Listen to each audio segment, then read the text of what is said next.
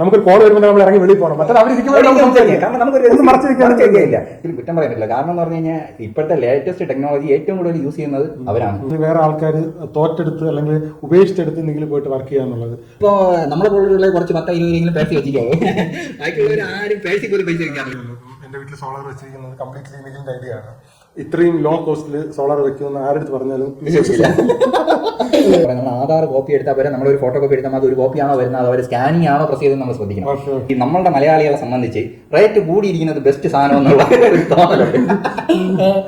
പലരും എന്നെ ലോൺ തരാൻ വേണ്ടിയിട്ടൊക്കെ SBI എന്ന് വിളിച്ചിരുന്നു. അവർക്ക് തന്നെ ഞാൻ ഇത്ര രൂപയ്ക്ക് പറഞ്ഞപ്പോൾ അതിശയം.